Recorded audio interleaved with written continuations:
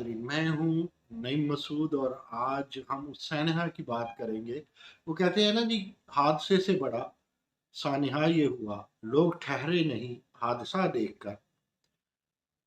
मरी में जो हुआ, हम किसको मोर्दे इल्ज़ाम ठहराएं? सबसे पहले ये क्वेश्चन है।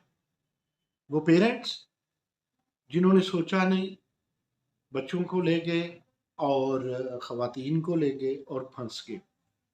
एन्जॉयमेंट एक बहुत बड़ा रिस्क बन गया।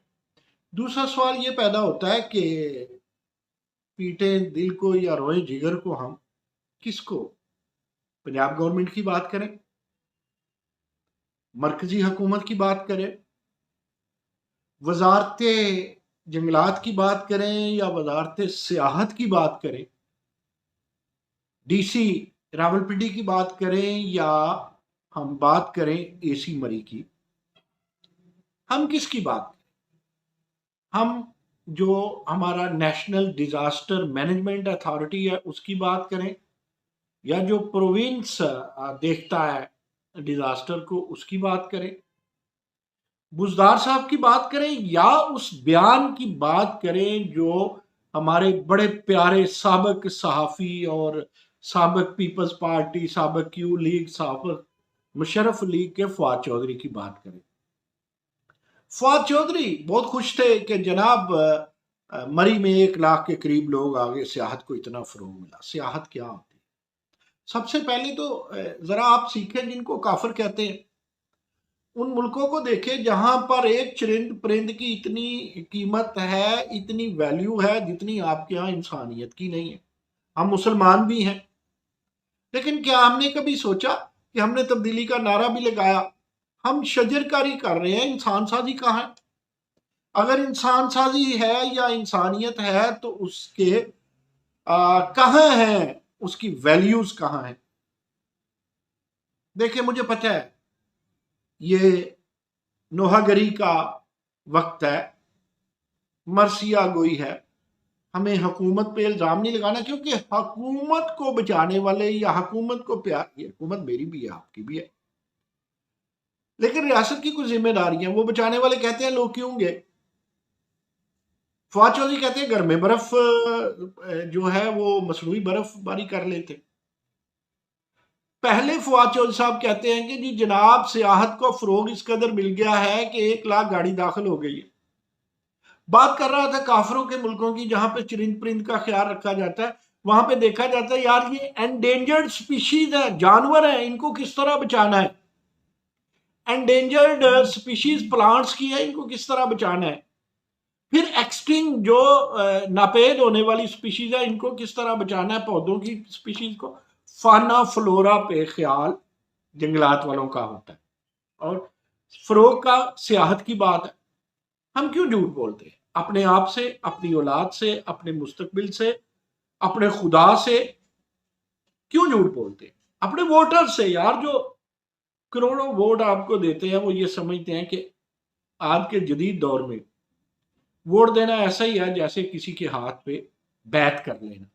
तो इमरान खान साहब, आपके हाथों पे बहुत से लोगों ने बैत की, वो बैत आपने बुजदार साहब को दे दी, और बुजदार साहब सोया हुआ महल है, CM office, CM secretariat Punjab सोया हुआ महल है केपीके में।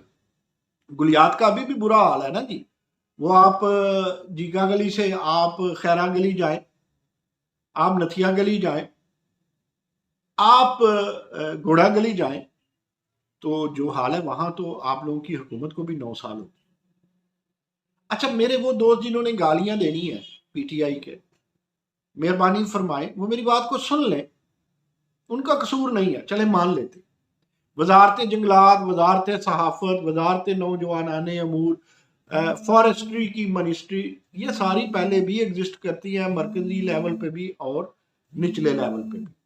अब हमें देखना यह है कि इन मिनिस्ट्रीज को, इन सब चीजों को हमने कैसे देखना है, इन्होंने क्या किया क्या नहीं किया, जायजा तो लेना पड़ेगा ना। लेकिन एक छोटी सी बात सुन लो। मेरे एक दोस्त, उनका बेटा और बेटी थोड़े दिन पहले लाहौर से बर्फबारी के लिए जाना चाह रहे थे। दोनों एजुकेशनिस्ट, दोनों का दो मुख्तलिफ यूनिवर्सिटियों से तल्लक, छोटे छोटे 2 बच्चे उनके। उनको मैंने भी समझाया और मेरे बेटों ने भी समझाया, उनकी मेहरबानी वो मान के। पहले तो घर से निकलने के वक्त देखें, एडवेंचर करना है ना जी, तो एडवेंचर करने के तरीके होते हैं। आप किस उम्र में एडवेंचर कर रहे हैं, किस गाड़ी के साथ कर रहे हैं, मौसम क्या है, वेदर तो बताया होगा ना जी। वेदर का एक पूरा डिपार्टमेंट है। आप यहाँ बैठ के न्यूयॉर्क का, सिडनी का वेदर देख लेते हैं, तो वेदर तो बताया होगा। अब मुझे पता है कि अब देखिए, मैं दो यूनिवर्सिटियों के एजुकेशनिस्ट की, लेक्चरर्स की बात करने लगा हूं, जिनके बच्चे एक 7-8 साल का होगा, एक 3-4 साल का होगा। उन्होंने नहीं सोचा, वो तो गए नहीं, उनकी खुशकिस्मती है। तो क्या हम घर से जब निकलते हैं, एडवेंचर करना चाहते हैं, तो देखते हैं कि वहां वेदर क्या होगा, वहां जो है सड़कों का हालात क्या है।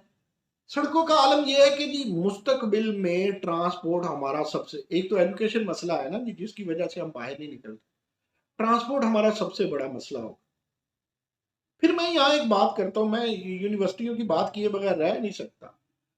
कभी हमने साइंस एंड टेक्नोलॉजी से सियाहत को लिंक करके, टूरिज्म एक डिपार्टमेंट भी है, हमें पता है। हमारे एक दोस्त वाइस चांसलर है नईम खान साहब, स्कर्दो यूनिवर्सिटी में, तो टूरिज्म डिपार्टमेंट भी है। कितनी हमने रिसर्च की है। मुझे ये बताइए कि ये जो दर्दनाक बात सामने आई कि मरी में जी वो 500-500 का अंडा बिका, और मरी में जी 50-50 हजार का कमरा। देखिए, प्यारी रियासत जो है माँ जैसी होती है, उसको देखना है कि क्या वो टैक्स देते हैं इतना। जिन होटलों ने अब टैक्स लिया, उन्होंने 50-50 हजार लिया, उन्होंने टैक्स दिया उस हिसाब से, कोई एक्साइज ड्यूटी, कोई सेल टैक्स, वट एवर जो भी टैक्स है। मरी से तो इतने टैक्स इकट्ठे हो जाने चाहिए कि मरी आप सियाहत में प्राइवेटाइज ही कर। टोल टैक्स पे पता चलता है जनाब कि इतनी गाड़ियां गई हैं, इतनी जा सकती हैं, इतनी गुंजाइश है, इतनी रहायशी गुंजाइश है, वगैरह वगैरह। इतने लोकल गए हैं, इतने मरी तहसील के लोग गए हैं, इतने वो इस्लामाबाद हाईवे से या एक्सप्रेस वे से आगे कश्मीर के लोग थे, कश्मीर चले गए हैं। ये सारे या गुलियात से लोग आए हैं, तो वो किधर आए हैं, ये देखना रियासत का काम है। 80% गरीब है जी, रोते हैं, दूसरे शहरों में काम करते हैं। वो गरीब तो 8 दिन बाद अपने घर जाता है, तो उसके घर में ईद होती है। वो गरीब शाम को अपने घर आता है, रूखी सूखी खाता है, 2 मरले के जाती घर में या 3 मरले के किराए के घर में रहता है, वो तो खुश है। हुकूमत से कुछ नहीं मांगता, इनडायरेक्ट टैक्स बहुत देता है हुकूमत। बात रियासत की हो रही है, पीटीआई की नहीं। इसमें पीटीआई, पीपल्स पार्टी, साबका हुकूमतें, पीएमएलएन सब शामिल है। रियासत किसकी मां है? हम कहा करते हैं कि वो मुल्क कामयाब है, वो मुल्क कामयाब हैं जहां पर एक सियासतदान सिर्फ सियासतदान नहीं होता, स्टेट्समैन होता। तो बतौर स्टेट्समैन वजीर आजम साहब ने क्या सोचा, जिन्होंने ये कहा जी लोगों ने वेदर क्यों नहीं देखा। लोग कुछ नहीं देखा करते, लीडरशिप देखा करती है। दुनिया के जिस मर्जी मुल्क में चले जाएं, वहां बड़ी सिविलाइज सोसाइटी होगी, तो सिविलाइजेशन में किरदार लीडरशिप का होगा। तो आप तो वो वजीर आजम, मैंने कहते हैं मुझे महंगाई का टीवी से पता चला और मेरी बेगम ने कहा कि जी आप वजीर आजम हो। बगले बजा रहे थे ना जी फवाद चौधरी साहब, अब बजाएं बगले। 50 रुपए का कहते थे ना पर किलोमीटर हेलीकॉप्टर। कहाँ है हमारी पुलिस के पास हेलीकॉप्टर नहीं है, हमारे बड़े बड़े हॉस्पिटल्स के पास या हमारे इमरजेंसी वालों के पास नहीं है। हुकूमतों के पास तो होती है, तो हुकूमत तो मां जैसी है ना रियासत। वो रजा रूमी कभी एसी रहे हैं, एसी रहे हैं वो मरी के, वो बातें बताते हैं कि हम उस वक्त नमक का इंतजाम पहले करते थे, हम उस वक्त बल्दियात के महकमे को ऑन बोर्ड लेते थे, हम उस वक्त उस वहां पे जो एसपी होता था उसको पैनल को अपने पैनल पे लेते थे, हम मिन्नतें करते थे। छौनियां वहां है, गेस्ट हाउस बड़े अच्छे बन रहे हैं। मरी जाए माथे पे आपने मैकडोनल्ड बना दिया।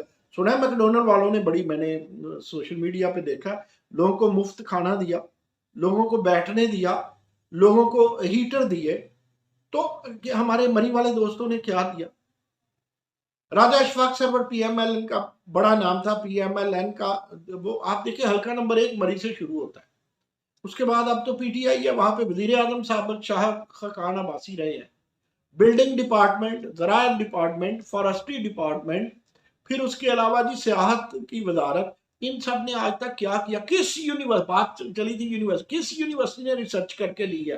ट्रांसपोर्ट प्लान ये रखे, किस यूनिवर्सिटी ने टूरिज्म की रिसर्च की है? किस यूनिवर्सिटी ने कहा एक्सटिंक्ट स्पीशी ये है, एंडेंजर्ड स्पीशी ये है? यार जाने दे, लोग तो खूनखार जानवरों को नहीं मरने देते, हमने मासूम इंसानों की 25 के करीब जाने ले ली, बर्फ तले ठंडे हो गए। इस ठंड की, इस मौत की जिम्मेदार, अच्छा यार मान लिया प्यारी हुकूमत आप नहीं है, लोग कसूरवार हैं क्योंकि लोग आपकी रियाया जो है, लेकिन आगे क्या हो? ये जो 2005 का जलजला था जी, जिसमें मुजफ्फराबाद का नुकसान हुआ, वो क्या गड़ी हबीबाबाद, उसका नुकसान मैंने अपनी आंखों से देखा। मैं मुजफ्फराबाद, गड़ी हबीबाबाद है, और मैं वो बालाकोट भी गया। ऐसे का ऐसे हो गया सारा, वो शहर बर्बाद हो गया। हमने कितना सोचा, मैं अब मुजफ्फराबाद जाता हूँ रेगुलरली, तो घरों पे घर उसी तरह बनाए जाते हैं, लैंडस्लाइडिंग उसी तरह खतरनाक है। किसने देखना है? हुकूमत ने गाइड करना है ना जी। कहाँ है स्टैटिस्टिशियंस? महकमा तो है, तनख्वाहें तो लेते हैं। रियल स्टेट अशराफिया, कोई परवाह नहीं है, आफते आए। जजेस अशराफिया, कोई परवाह नहीं है, आफते आए। उसके अलावा ब्यूरोक्रेटिक अशराफिया, कोई बात नहीं, रियल स्टेट एक नया अशराफिया आ गया। कहाँ है प्लानिंग हमारी? टाउन प्लानिंग का ये देखना पड़ेगा जी, पिछली हुकूमतों को भी, इसको भी। लेकिन एक बात ये है, पुरानी ब्यूरोक्रेसी से बात हुई, वो कहते हैं शहबाज शरीफ साहब बहुत कॉन्शियस होते थे, बहुत कॉन्शियस होते थे, खुद तवज्जो करते थे। यहाँ कोई तवज्जो नहीं करता, टूरिज्म का फ्रॉड कर रहे हैं। लोग जिएंगे, ऑक्सीजन होगी, लोगों को चलने के लिए जगह होगी। यहाँ तो मोटरवे पे भी अब ट्रैफिक इतनी होती है। पिछले दिनों मैंने व्लॉग किया, कुत्ते मरे ऊपर ही पड़े होते हैं और पत्थर से सख्त हो जाता है कुत्ता, छोटी मोटी गाड़ी लगे वैसे उलट जाती है। नहीं, नहीं, हमें इस पे खुश नहीं हो जाना चाहिए कि आर्मी आती है सफाइयां कर देती है। आर्मी तो मरी में रहती है भाई, कुछ नहीं कहना। जिन्होंने सियासत करनी है उस पर करें, जिन्होंने नहीं सियासत करनी, सो जाना है उन्होंने। फवाद चौधरी जैसे लोगों को परवाह नहीं है, वो अपनी सियासत करे। हम तो लोहागड़ी कर रहे हैं जी, लेकिन खुदा का वास्ता, लोग टैक्स देते हैं, बहुत टैक्स देते हैं, खुदा का वास्ता इनका ख्याल रखें। खुदा का वास्ता बाहर के मुल्कों से सीखें। खुदा का वास्ता है लोगों, आप भी ख्याल करें। खुदा का वास्ता है जिन्होंने 2005 के जलजले से, ट्रेनों के हादसों से नहीं सीखा, वो जरा फिर से गौर करें। दिल डूब जाता है, आंखें नम हो जाती हैं, कलेजा फट जाता है, जिगर छलनी हो जाता है। लेकिन ये सब कुछ काफी नहीं है। जब पाकिस्तान टूटा था, हमने उस वक्त भी बरसिया गोई की थी। हम रोते पीटते हैं, प्लानिंग नहीं करते। कहाँ है प्लानिंग, डेवलपमेंट कहाँ है सारी? ये रियासत है? अगर ये रियासत है तो फिर और जंगल क्या होता है? अल्लाह हाफ़िज़।